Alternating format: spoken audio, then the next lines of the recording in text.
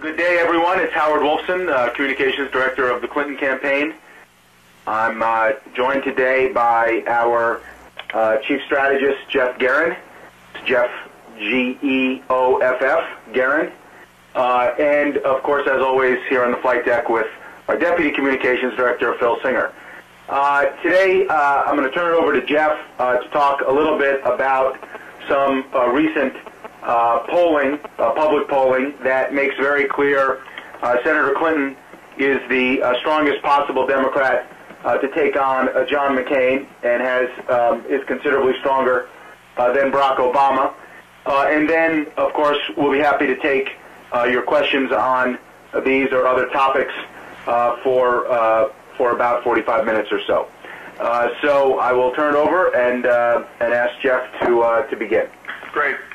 Thank you, Howard. Look, I think the point here is simple, that over the course of the past 2 weeks, particularly since our Pennsylvania victory, there's been real movement in the polls and a real change in the dynamic here in terms of the candidate who is consistently strongest against John McCain in the general election.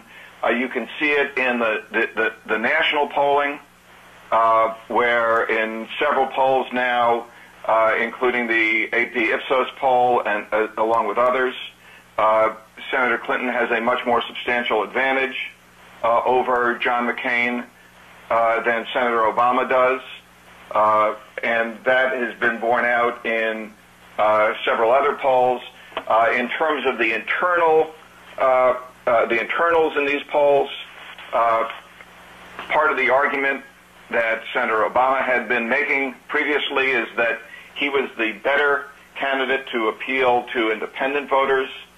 Today's NBC Wall Street Journal poll really raises significant questions about that notion and suggests that instead Senator Clinton is now better positioned to do well with independent voters.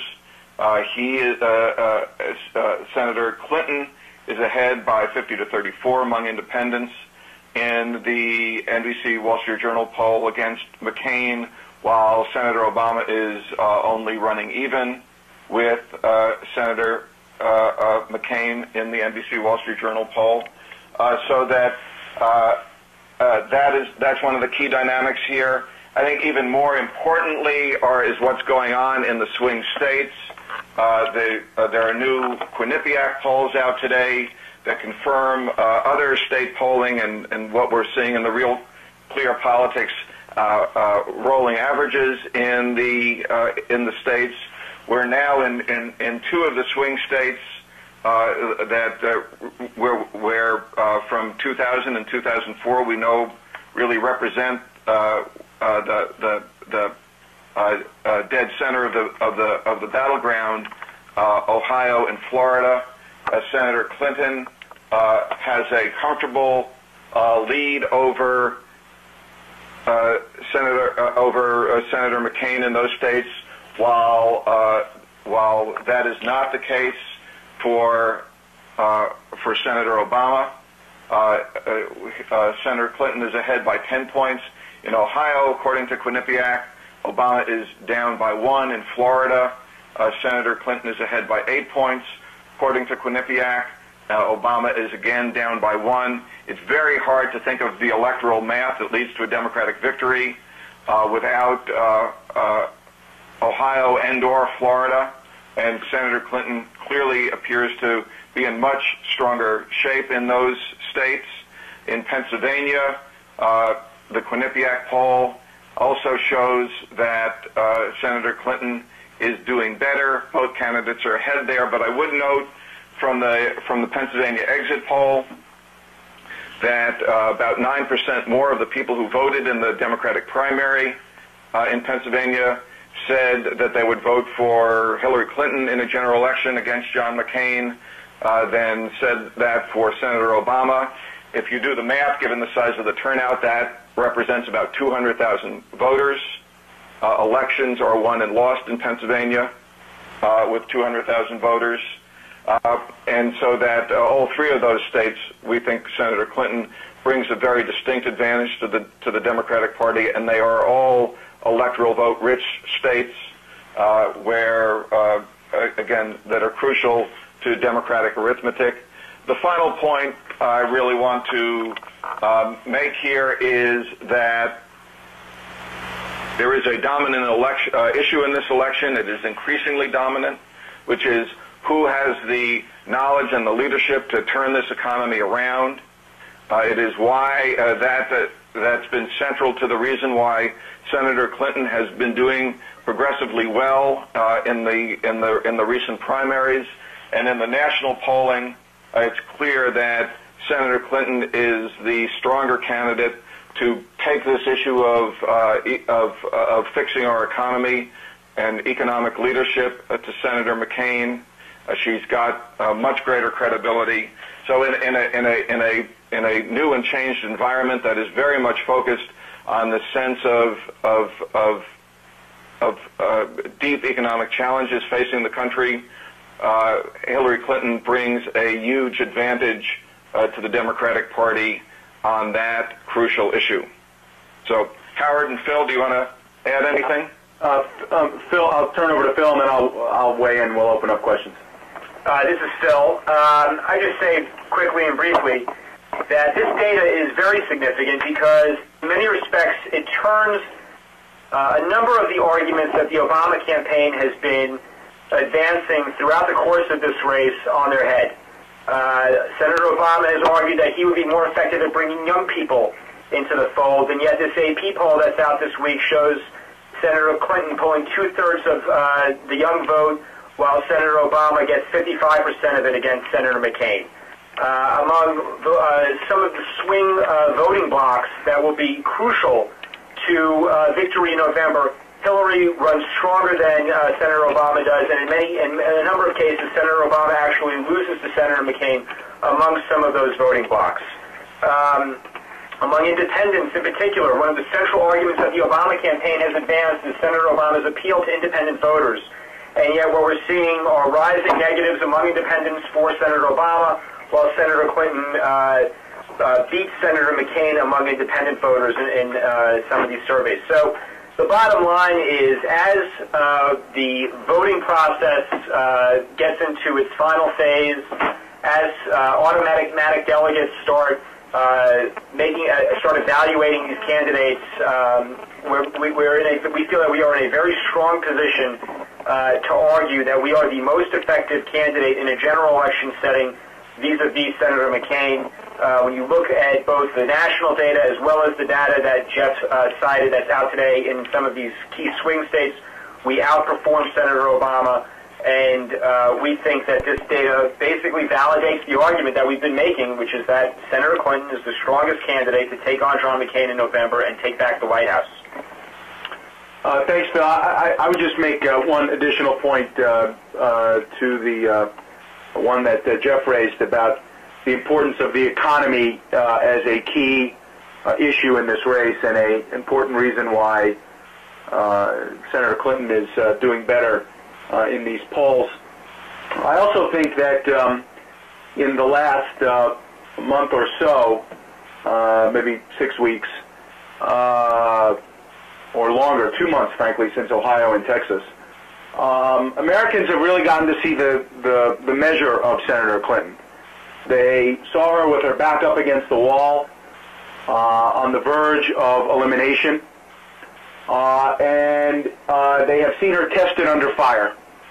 And they have seen her strength, and they have taken the measure of her character under difficult political circumstances, and increasingly coming to the conclusion, we believe, that the kind of strength and fortitude she is displaying in the context of this process is the kind of strength and fortitude that they want in a president. So while the issue of the economy is critically important, while we believe there are important issues of distinction with Senator Obama on that issue that accounts for some of the movement in these polls, I also believe that as Americans are increasingly seeing Senator Clinton Americans are increasingly seeing her strength and her fortitude, and that too is accounting for some of the movement that we've seen in these polls. And with that, we'll be happy to open it up for questions on these or other topics. All right. Members of the press, if you have a question, please press *1 on your telephone keypad. This will place your question in the order it was received. Once again, if you have a question, please press *1 now. And we'll take our first question. Yeah, Howard, it's Andrea Bernstein of NYC. This question's about the gas tax. The gas tax would seem to contradict both Senator Clinton's energy plan, which in which she said she wanted to discourage driving, and her economic plan, which suggests she has the kind of detailed economic proposals and not quick fixes that Americans want to get out of economic distress. And it would save not that much money in the grand scheme of things. How is this consistent with things that you've said in the past, and why is it not just an example of pandering? I can speak to the policy, Jeff. Do you want to talk to the larger issue? Or? Well, the long and the short of it is that people are hurting today, and when you say it doesn't save very much money, our calculations are that for the average driver, it saves about $70 and most households now have more than one. And for people who rely on their trucks and their cars for their livelihood, it saves them even more. It may not seem like a lot to some people, but we're at a moment in America for working families. Every penny counts. We are seeing in our polling that working people appreciate the fact that Senator Clinton understands the incredible economic strain they are facing, not just through high gas prices, but through a variety of things. They like the idea that she's going to provide them relief paid for fully through a tax on the excess profits of the oil companies. And so that, look, this is a question of, if you live in the center of a city, it may not seem like that big a deal. But if you live in places where you have to drive a lot, or your car or your truck is central to your livelihood, this means a lot. There's a real a gap here in terms of how some people see this from 30,000 feet, and how real people in places like North Carolina and Indiana experience it every day. And they really want somebody who will say, you know what, we get that you're facing a very difficult economic situation here. We're going to stand by you, and we're going to have the oil companies make up the difference. So what about the Andrew, let me talk to the policy side and the other question that you raised.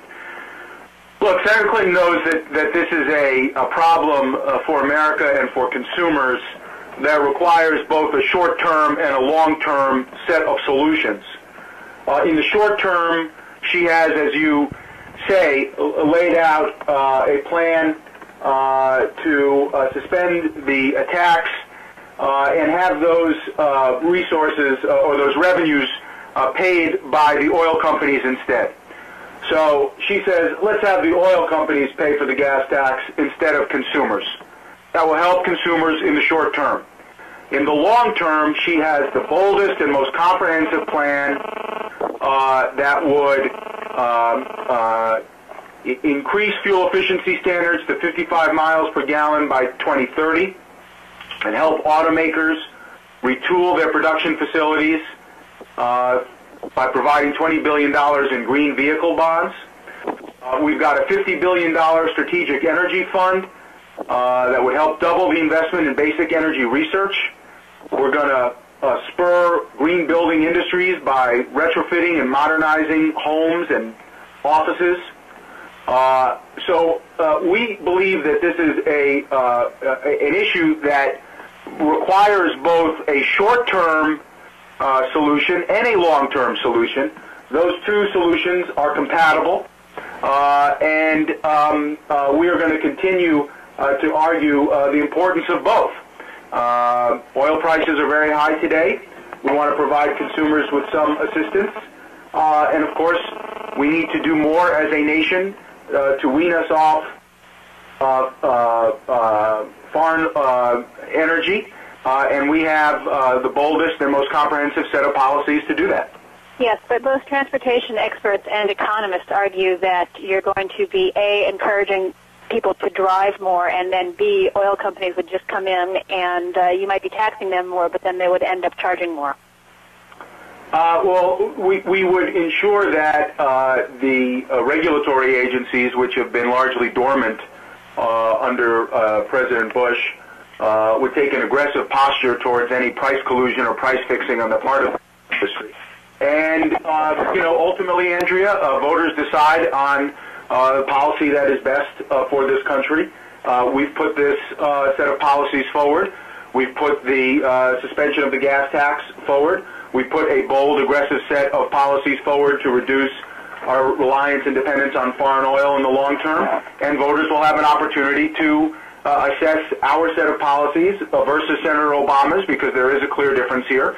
And we'll see on Tuesday what voters think. Look, and really, I mean, my question for the economists is for these working people, which driving do they want them to stop doing? Do they want them to stop taking their kids to school? Do they, if they live far away from work, as many people now do, just because that's the housing they can afford? Do they want them to stop driving to work? If they use their truck for a living, do they want them to stop doing that?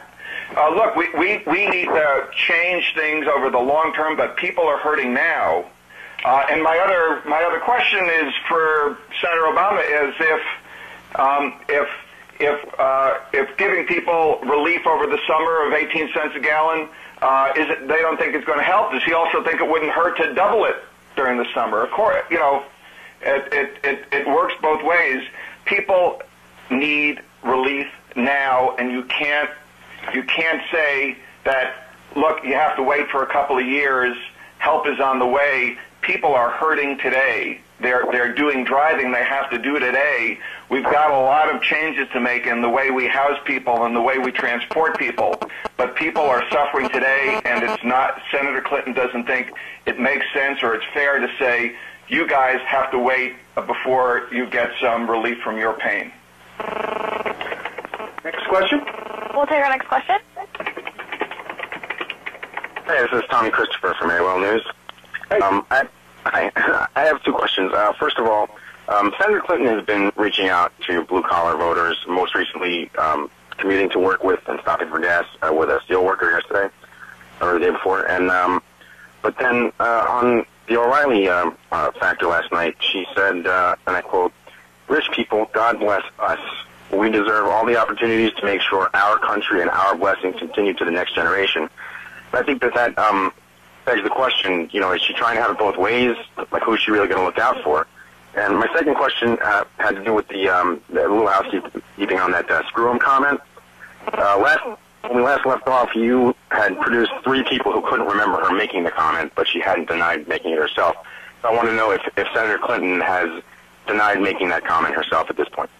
The second question is, we denied it at the time. I'm not sure she was asked. This is a bit of an old chestnut, both in terms of when it was made and in terms of the questions that we've been getting in the last several days. So we denied it at the time. I don't know if she was ever asked. I'm not sure I understand your first question. Senator Clinton and her husband have clearly been beneficiaries of living in a great country, and they have done well since leaving the White House. No one disputes that. Everyone knows that.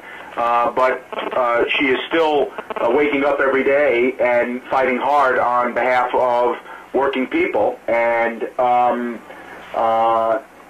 the reason why we have done so well with blue-collar voters and working people in Ohio and Pennsylvania in particular is because working people know that and they appreciate it. Jeff? Maybe I didn't understand the question, but that's my answer. Well, this is Jeff, right? No, that was Howard. Howard, sorry, Howard. Well, no, because the statement that she made, though, it sounds to me like she's saying, she says, God bless rich people, God bless us. We deserve all the opportunities. No. For our country. No, first of all, she said God blessed, B-L-E-S-S-E-D.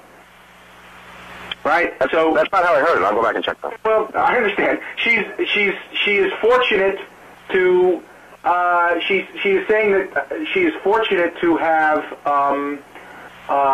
done well in this country. And she, thanks God for blessings, as many fortunate people do. I think the important point is when she talks about this, she said people like her and Bill O'Reilly have been blessed, and you know what? They ought to be paying their fair share. She said that this often comes up in the context of what to do about the Bush tax cuts.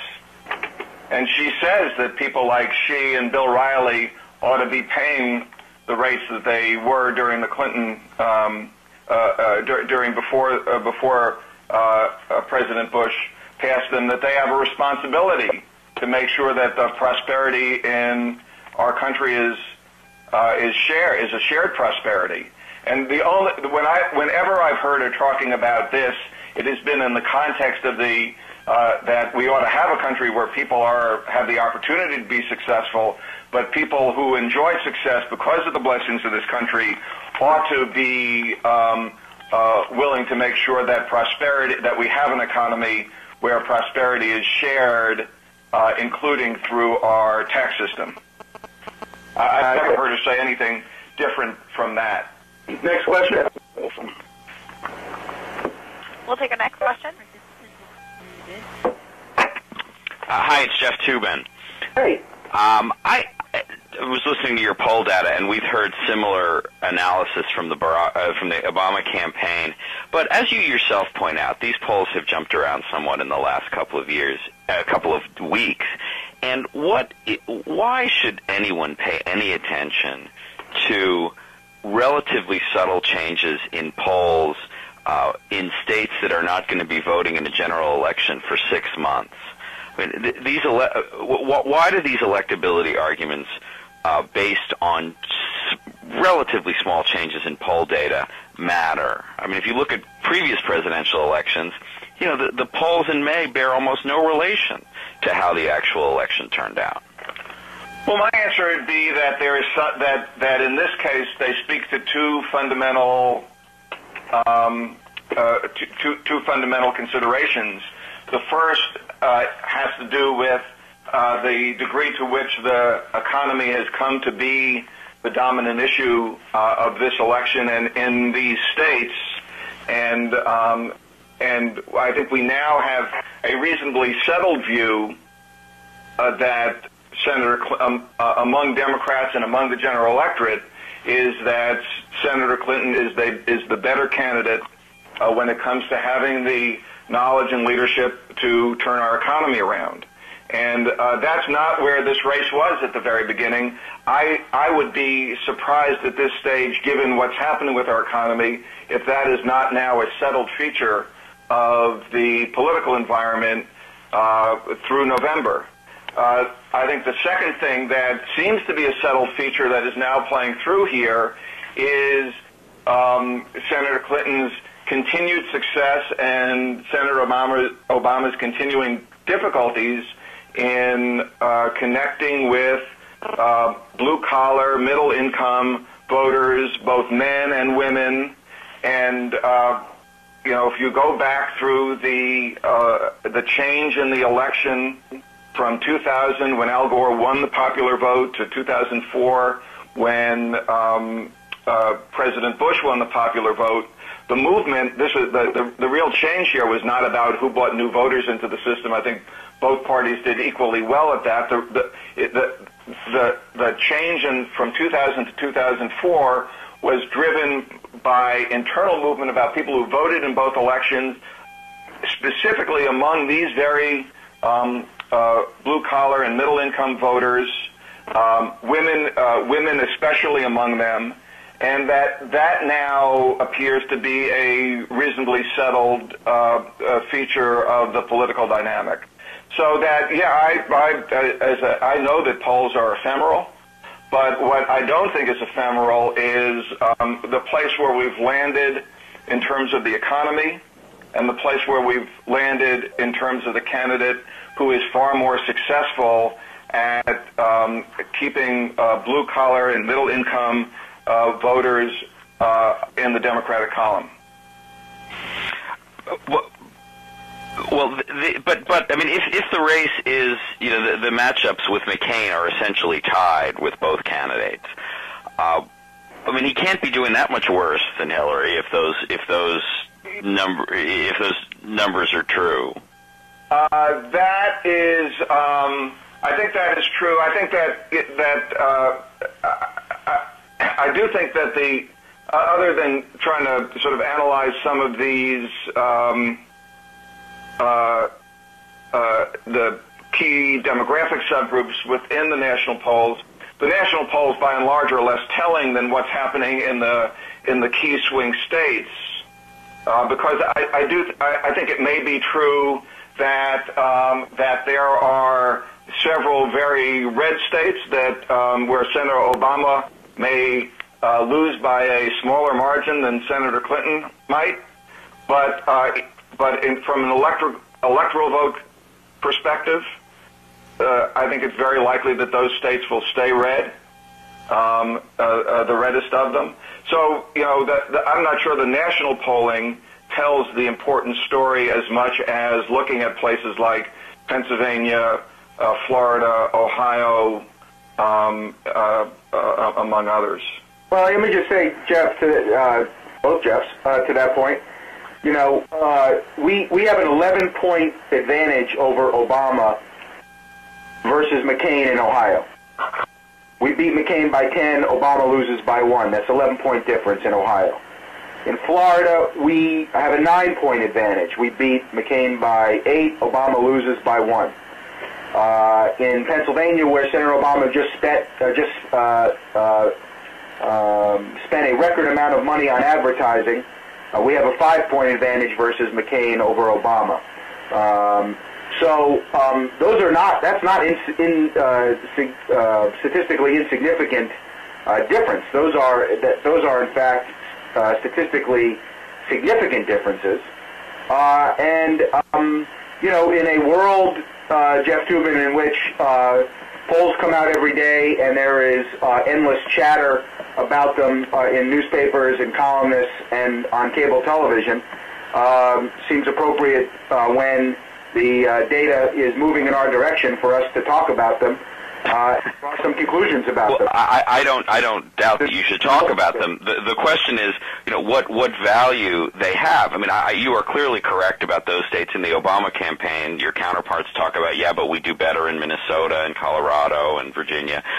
But the fact that you are ahead in Ohio by a greater margin than he's ahead, I mean, what does that, in May, or actually polls taken in April, why is that a relevant thing to think about how the result will be in November? Well, the baseball season is over. Nitpicky, but that Senator Clinton is ahead in Ohio and Senator Obama is not. It's not that we're ahead by more than he's ahead.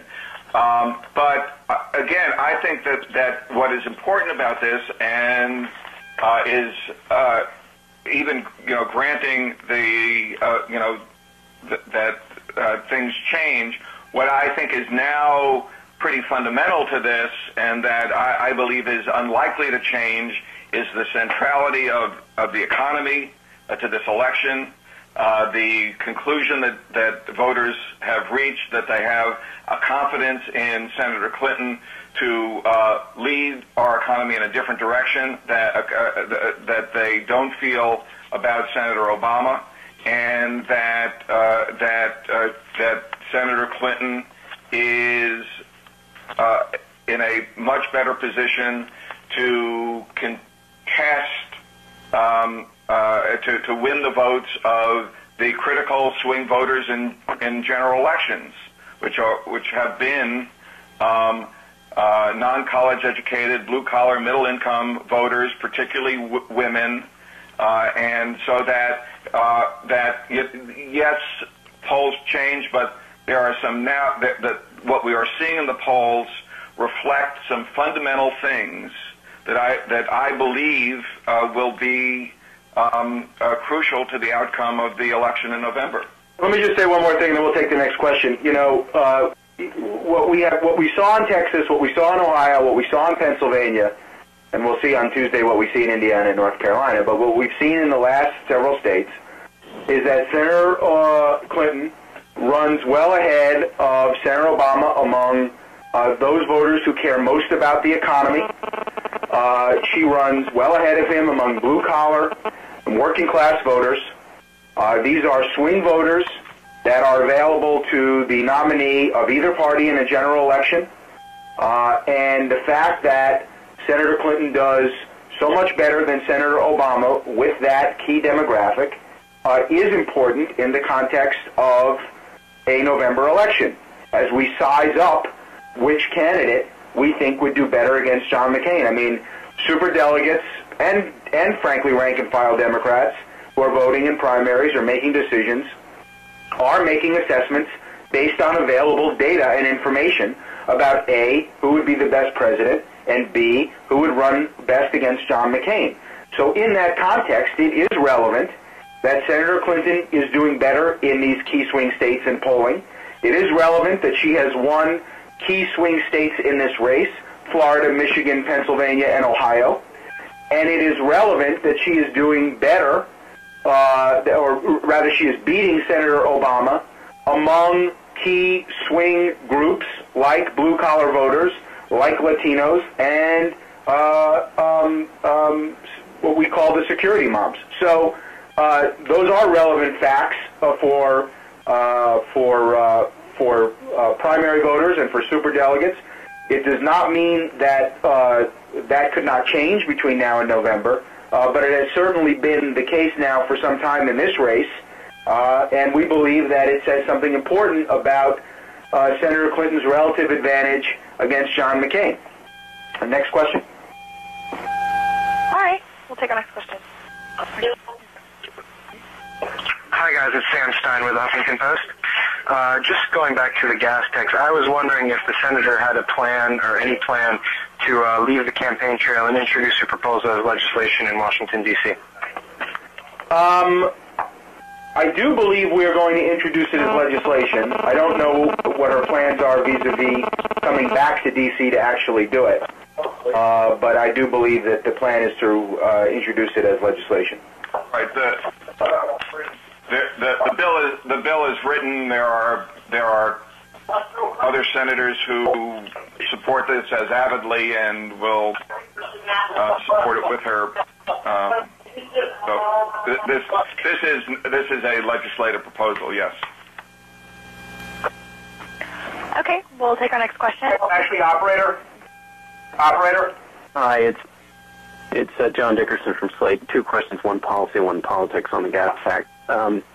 The expertise that Senator Clinton is claiming on the economy seems kind of at odds with the fact that you've got a broad and ideologically diverse group of experts who basically panned this idea of lifting the gas tax.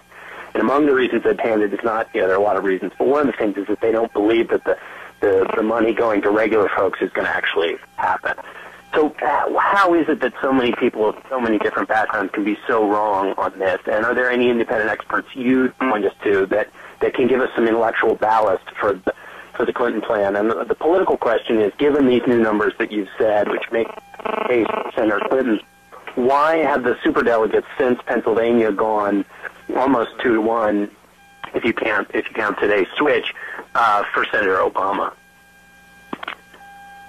Well, John, this is Phil Singer. I'd say first, we are getting a significant number of superdelegate support.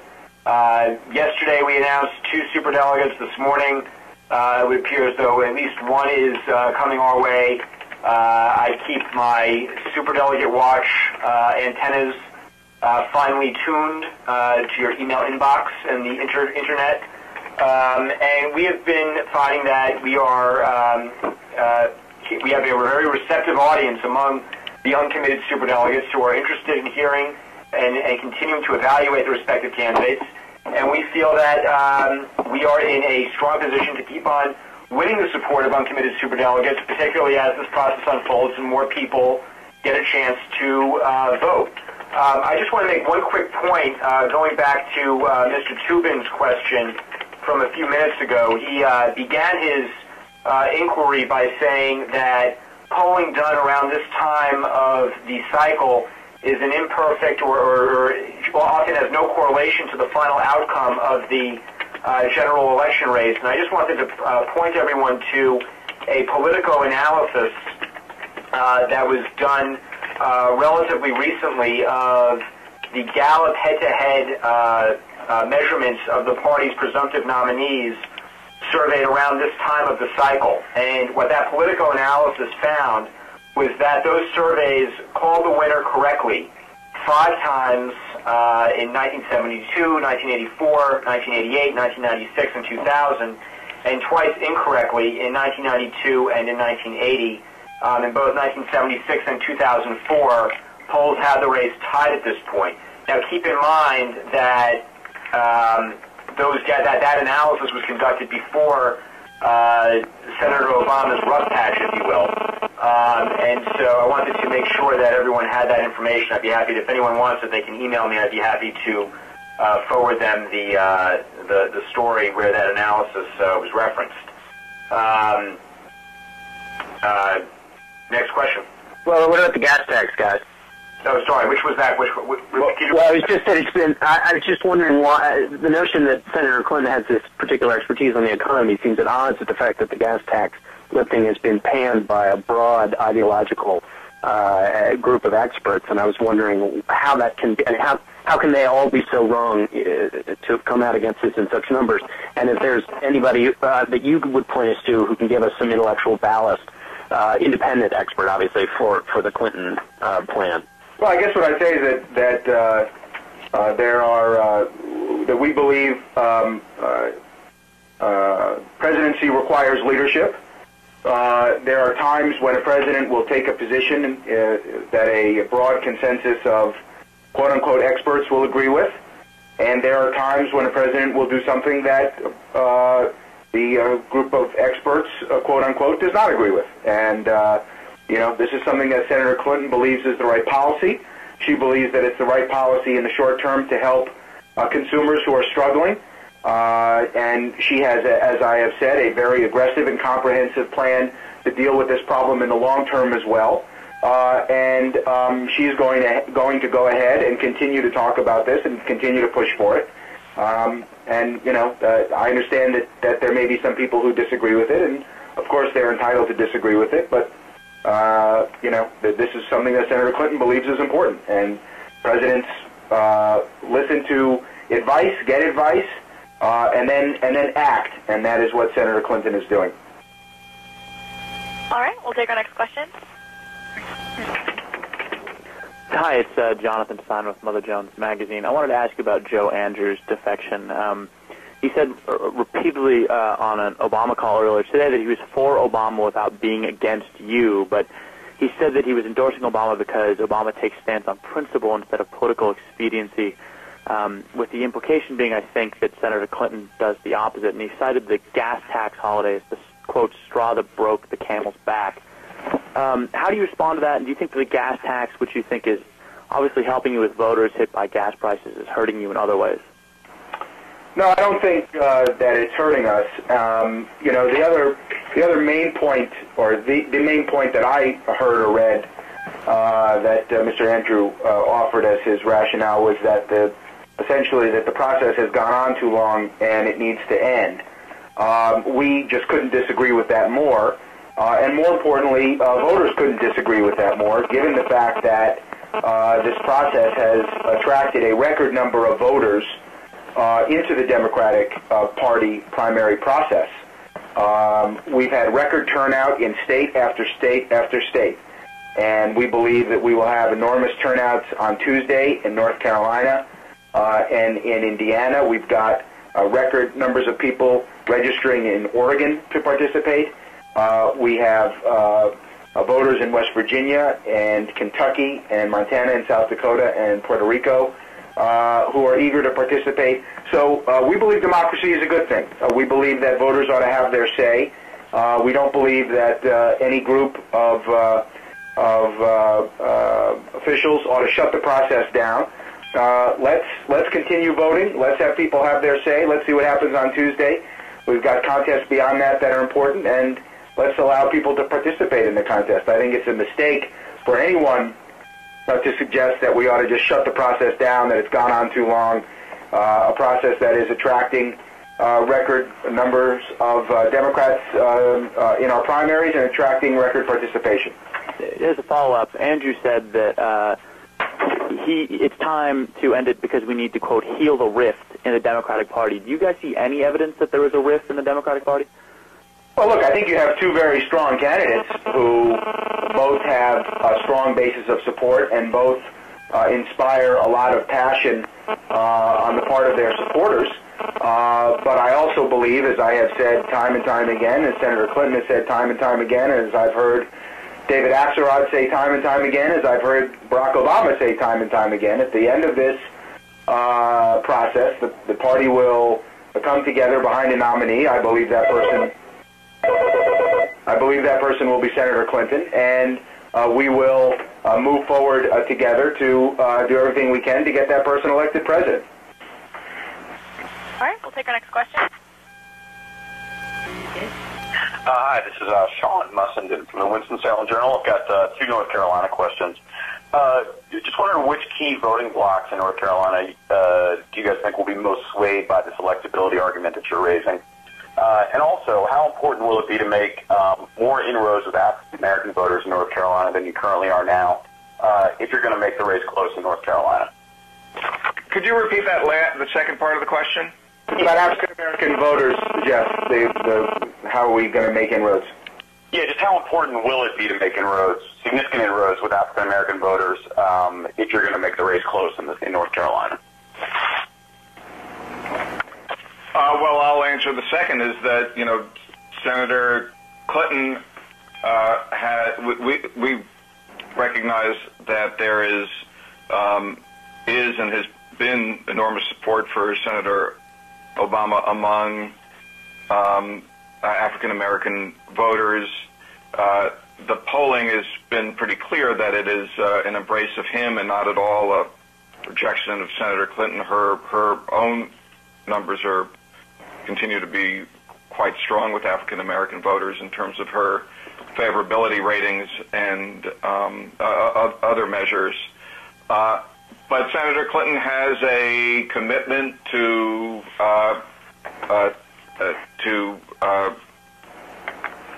try to earn the votes, as many votes as she can among African American voters. That she believes that in terms of her agenda on issues like the economy and health care and education and other issues, that she has a lot to offer and an ability to really make a difference. I think she's got a lifetime record of demonstrating that. So there's not a magic number. We'd like to do as well as we can, but there is a real commitment on Senator Clinton's part to make an effort to do as well as we can. As to the first, look, I think voters are taking a lot of different different data points into account when making this voting decision. They're looking at candidates' biography, candidates' record, candidates' experience, and I think one of the other criteria that voters do take into account with these others is electability, because Democrats are very focused on nominating somebody who can win against John McCain. It's critically important that we get a Democrat back into the White House. And so, I do think voters take electability into account. It's clearly not the only issue. It may not even be the most important issue for everyone by any means, but it is certainly something that many people do look at in making this decision. And, of course, it's obviously something that superdelegates are looking at as well. And why don't we take two more questions, and then we'll call it a day. Okay, we'll take our next question. Hi, it's Rosalind Jordan with Al Jazeera English. I have two different questions. One, going back to the gas tax, where is Senator Clinton on conservation? I'm thinking back to Cheney's comments a few years ago that it's, basically, personal moral decision, but it's not anything that the government should be promoting. Where is she on conservation? And then just on this point about letting the process play itself out, isn't there a contradiction between letting all of the people who want to vote in the primaries vote and then basically say to the superdelegates that assuming that the popular vote ends up being majority Obama, that they should just go ahead and throw their support to Senator Clinton? Isn't that a rejection of people's right to have a say? Well, let me say a couple of things. One, currently more Democrats have voted for Senator Clinton in this process than Senator Obama. And when I say more Democrats, let me be even more specific. More voters have voted for Senator Clinton in this process than Senator Obama. But to the question you asked, look, we just believe that the process should play itself out, and part of that process is the states weighing in, each one in their turn, to who would be the best nominee, and voters in those states having an opportunity to vote.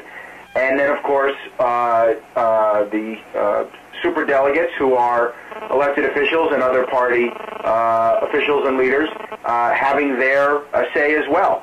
Every delegate, whether they were elected in a primary by 10,000 people, or in a primary by 1 million people, or whether they are an elected official, will have an opportunity to cast a vote for his or her choice, and we just believe that everyone ought to have the opportunity to do that and participate.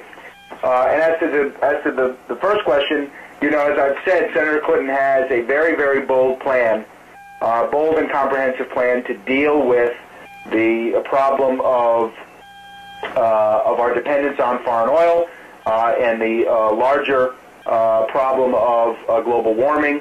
And I'd be happy to sort of give you the full details on that. If you want to email me, I'm happy to send that along. Okay. And we'll take one more. Our last question. Hi, this is Dorothy Schneider with Journal and Courier, a Gannett newspaper in Indiana. I'm hoping you can talk about, with the delegate news here in Indiana, what is being done to shore up superdelegate support and win over undecideds, like the three in my area here in Indiana. Well, I think this is Phil Singer. I think the argument that we're making today, rather the data that we're presenting, is part of that process. Certainly the spate of public polling that is out this week in both the key swing states, places like Florida and Ohio, as well as the national data showing that Senator Clinton runs strongest against Senator McCain in November, is a compelling argument. I think that showing Senator Clinton out on the stump, I think she herself is making the argument through her actions. The fact that she is continuing to show resilience on the campaign trail, connecting with people who are looking for a president who will be a champion on economic issues and will have the commander-in-chief meets the commander-in-chief threshold and is a true leader, is the best argument that we can make, and one that we are making, and that will ultimately prove to be successful. And with that, we want to thank everyone for participating today. We'll be happy to take any follow-up questions that you have via phone or email, and we'll be talking to you all soon.